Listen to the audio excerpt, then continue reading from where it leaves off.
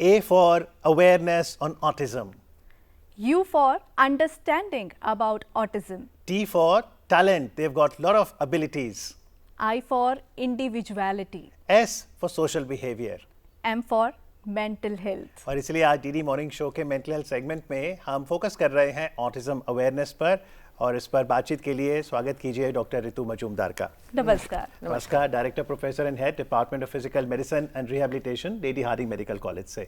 तो एक चीज तो आपने देखी होगी, हम तीनों ने ब्लू पहना है, तो ये ब्लू सॉलिडारिटी दिखाता है। जी बिल्कुल, ब्लू सॉलिडारिटी दिखाता है। और इनफैक्ट इसी कारण अब ऑल ओवर वर्ल्ड में जो जितने भी गवर्नमेंट बिल्डिंग्स हैं या स्कूल्स वगैरह हैं, उनको लाइट अप ब्लू ऐसे करके कि जस्ट टू शो सॉलिडारिटी कि हम सब इन बच्चों के साथ हैं। Absolutely, we are together in this. लेकिन जैसे हम देख रहे थे 2 April World Autism Awareness Day पर अलग अलग अस्पतालों ने अवेयरनेस कार्यक्रम किए, तो लेडी हार्डिंग मेडिकल कॉलेज की बात करें तो आपके कॉलेज ने क्या किया? जी बिल्कुल, तो हर साल इनफैक्ट 2010 से हम लोग 15 साल से हम लोग ऑटिज्म इंटरवेंशन क्लिनिक चला रहे हैं department of physical medicine rehabilitation Lady Hardinge Medical College में।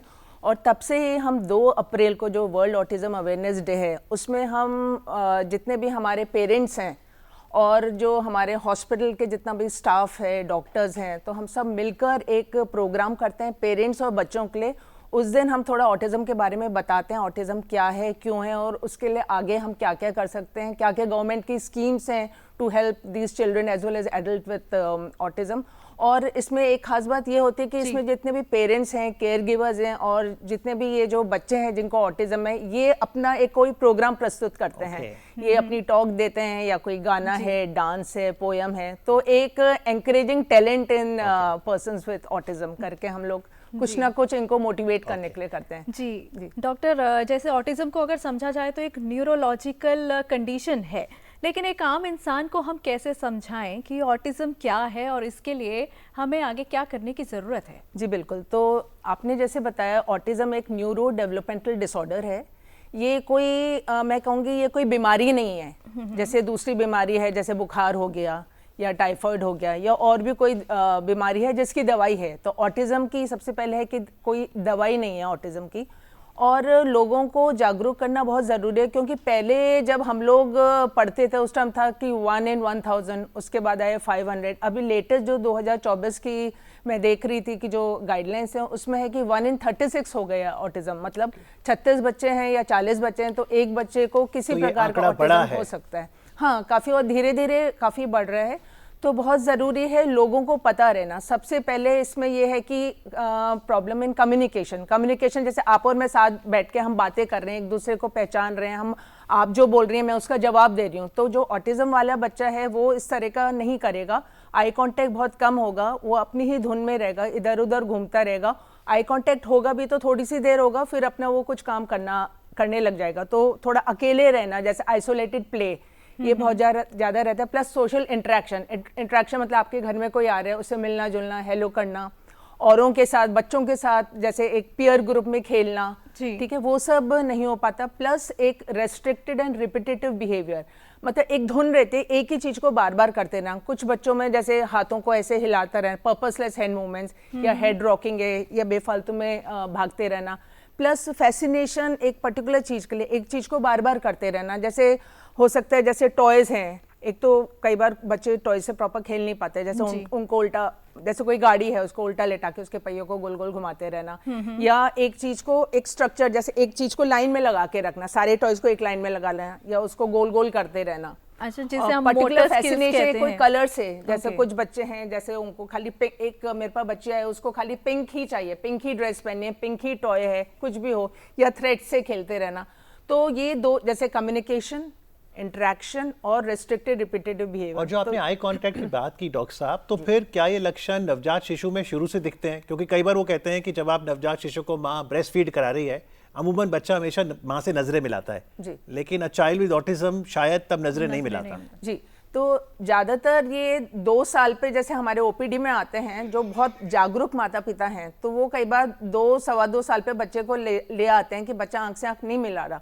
लेकिन छोटे बच्चों में अगर हम देखा जाए तो जैसे सोशल स्माइल है, आंख में आंख नहीं मिलाएगा, सोशल स्माइल नहीं करेगा, वो टॉयज दे रहे हैं, जैसे बच्चों को हम 4-5 महीने पे वो टॉय देख के खुश होगा तो वो वाली चीज़ नहीं देखेगा, इधर उधर वो देखता रहेगा।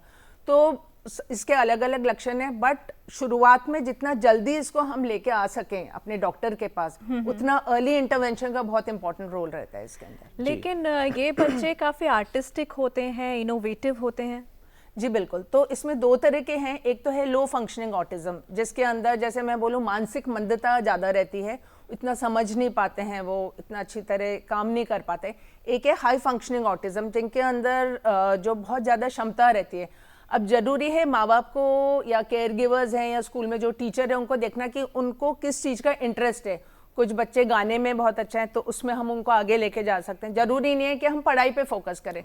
ज्यादातर पेरेंट्स की मानसिकता है कि हमें खाली बच्चे को पढ़ा के कुछ करना है, तो उनको और समाज में ऐसे बहुत से एग्जाम्पल हैं देश विदेश में, बिल्कुल बिल्कुल, चिल्ड्रन विद ऑटिज्म जिन्होंने आगे बहुत अच्छा किया है। बिल्कुल, उन्होंने काफी करा है। इनफैक्ट अभी हमारे यहाँ पे हमने एक बुलाया था, वो is a person with autism, अभी वो जॉब भी कर रहे हैं, एडल्ट हैं, around 24 years old, and he is the first model with autism. वो टेड टॉक भी करते हैं, सो काफी उन्होंने कुछ करा है। जैसे आपने कहा कि जब डॉक्टर के पास जल्दी आए अर्ली इंटरवेंशन के लिए, तो अर्ली इंटरवेंशन में फिर आप क्या थेरेपी करते हैं? बिल्कुल, सो अर्ली इंटरवेंशन का है, सबसे पहले है कि अगर हमें लग रहा है कि बच्चा आंख में आंख नहीं मिला रहा, वो टाइम पे बोल नहीं रहा है, और उसको जैसे कहते हैं कि उसको आसपास में किसी से मतलब नहीं है, वो अपनी दुनिया में मस्त है। कई बार जैसे होता है भाई 1 साल के बच्चे काफी कुछ इंटरेक्ट करने लग जाते हैं, तो अगर उसी टाइम लग रहा है तो मैं बस यही बोलना चाहूंगी कि जितने भी पेरेंट्स हैं, केयर गिवर्स हैं, घर पे जैसे दादा दादी है, नाना नानी हैं, या और भी स्कूल में, हाँ स्कूल में तो खैर 2 साल पे जाते हैं, तो तुरंत आपके आसपास जो भी बच्चों के डॉक्टर है, पीडियाट्रिशियन, आप उनको जरूर दिखाइए, क्योंकि सबसे पहले जो पीडियाट्रिशियन है उनका सबसे इंपॉर्टेंट रोल है।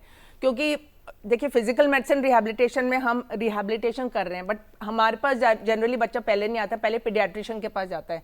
तो अब आजकल काफी जागरूकता हो गई है, तो हमारे यहाँ भी पीडियाट्रिक से रेफर करके बच्चों को भेजा जाता है, या फिर वर्ड ऑफ माउथ है, जैसे किसी के बच्चे में सुधार हुआ है तो बोल देते हैं कि आप एक्टिविटीज क्या करवाते हैं ताकि वो ब्रेन डेवलपमेंट, न्यूरोलॉजिकली स्टिमुलेशन हो? तो अर्ली इंटरवेंशन में बेसिकली ये है कि क्योंकि अभी ब्रेन ग्रो कर रहा है बच्चे का, मेन मानते हैं कि 3 साल तक ब्रेन की प्लास्टिसिटी रहती है, न्यूरोप्लास्टिसिटी जिसको कहते हैं, कि जितना भी हम बच्चे में उसको इनपुट दे सकें उसमें काफ़ी कुछ सुधार हो सकता है।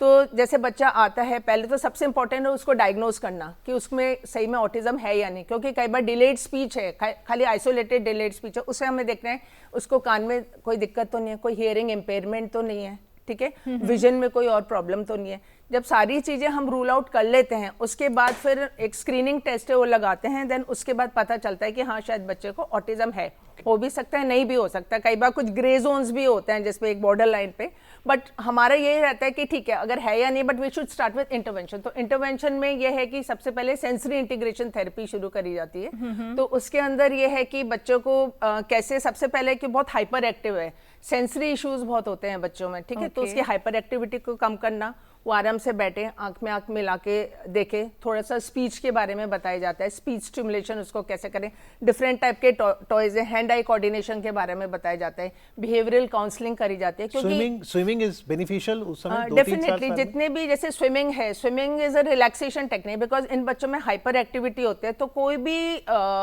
हम इसको गेम्स खिला सकते हैं, जैसे स्विमिंग है, साइकिलिंग है, बाहर आउटडोर एक्टिविटीज हम लोग पेरेंट्स को बोलते हैं कि प्लीज आप उनको बाहर लेके जाइए, पार्क वगैरह में खिलाइए, झूला झुलाइए, और बच्चों के साथ रखिए। योगा, बिल्कुल सारी एक्टिविटीज, एवरीथिंग जो भी फोकस्ड एक्टिविटी है, इट्स वेरी गुड। मतलब अगर देखा जाए तो हर बच्चे का लेवल अलग है और उसके अकॉर्डिंगली वो टेक्निक्स, वो थेरेपीज इस्तेमाल की जाती हैं, लेकिन अक्सर कुछ बच्चों को देखा है बोलने में थोड़ी दिक्कत होती है, और कई बार पेरेंट्स उस चीज़ को ना डायग्नोज भी नहीं कर पाते, डिटेक्ट नहीं कर पाते, क्योंकि आमतौर पर कहते हैं कि बच्चा 2 साल में भी बोलता है, कि हम तो 3 साल के हो गए थे तब बोलना शुरू किया। कैसे पता लगाएं कि ये ऑटिज्म की पहचान है, अगर स्पीच के बेसिस पे देखें तो? खाली अगर स्पीच का लग रहा है कि अच्छी तरह वो बोल नहीं पा रहा, तो जनरली जो हमारे पास बच्चे आते हैं वो डिलेड स्पीच करके ही आते हैं, और उनको बोला जाता है कि इनको आप स्पीच थेरेपी दें, बट क्योंकि हम लोग का इंटरेस्ट है, डिपार्टमेंट में क्लिनिक भी चलता है, तो जब बच्चा आता है तो देखते हैं कि खाली बोलने में नहीं, वो आंखों से आंख भी नहीं मिला रहा, जब मदर से और या फादर से पूछा जाता है कि ठीक है बोलने की दिक्कत है, इसके साथ और कुछ भी है, तो थोड़ा सा इंडिया में थोड़ा सोशल स्टिग्मा है ना, वो थोड़े बात छुपाते हैं, अच्छी तरह बताते नहीं है। फिर थोड़ा सा इसलिए थोड़ा पेशेंस भी चाहिए डॉक्टर्स के लेवल पे कि आराम से बैठें, सोचें, समझे, पूछें कि अच्छा बताइए क्या क्या दिक्कत है। फिर हाँ वो धीरे धीरे खुल के आते हैं कि हाँ ये बच्चों के साथ खेलता भी नहीं है, बहुत जिद करता है, एक चीज को बार बार करता रहता है, खिलौने से अच्छी तरह नहीं खेलता, साथ साथ स्पीच का भी है। देन फिर हम उसको स्क्रीनिंग टेस्ट करते हैं, पीडियाट्रिक्स डिपार्टमेंट में भी भेजते हैं कि कोई और एसोसिएटेड कंडीशन तो नहीं है, बिकॉज इसके लिए कोई टेस्ट नहीं है। और दूसरी बीमारियों के लिए जैसे टेस्ट है, ऑटिज्म के लिए कोई टेस्ट नहीं है कि हमने करा और ब्लड टेस्ट हो गया डायग्नोस। और डॉक्टर साहब मेडिकल साइंस इसके कारण भी नहीं जान पाई है, जैसे आपने कहा आंकड़ा बड़ा है, इसके रीजन क्यों होता है ये? राइट, तो काफी रिसर्च चल रहा है और सबसे ज्यादा जो उभर के आया है वो है जेनेटिक्स।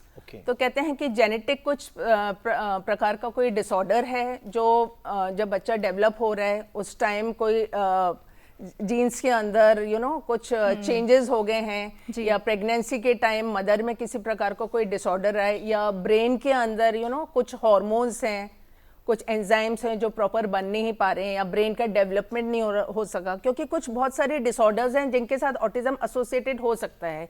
जैसे वेस्ट सिंड्रोम है, रेट सिंड्रोम है, फ्रेजाइल एक्स सिंड्रोम, कुछ सिंड्रोम है जिनके साथ ये एसोसिएटेड होता है। लेकिन उसके लिए इसलिए बहुत जरूरी है कि सबसे पहले आपको डॉक्टर के पास जाना है, क्योंकि डॉक्टर उस बच्चे को देखेगा, ऑटिज्म तो डायग्नोस करा, प्लस उसके साथ साथ जो एसोसिएटेड कंडीशन, कहीं ऐसा तो नहीं और कुछ बीमारियां इसके साथ जुड़ी हुई है, उनको भी निदान करके एंड फाइनली फिर उसका मैनेजमेंट के ऊपर आते हैं। तो डायग्नोस करना बहुत जरूरी है। तो आशा करते हैं कि वर्ल्ड ऑटिज्म अवेयरनेस डे तो 2 अप्रैल को था, लेकिन प्रतिदिन हम चाहे ऑटिज्म हो या अन्य इस तरह की कंडीशंस, इसके हम चर्चा करेंगे, और अगर कोई लक्षण दिखता है तो डॉक्टर के पास पहुंचेंगे, संवाद करेंगे, और फिर अर्ली इंटरवेंशन से सॉल्यूशन आते हैं। आज कार्यक्रम में आके चर्चा करने के लिए डॉक्टर मजूमदार आपका बहुत बहुत आभार। Thank you.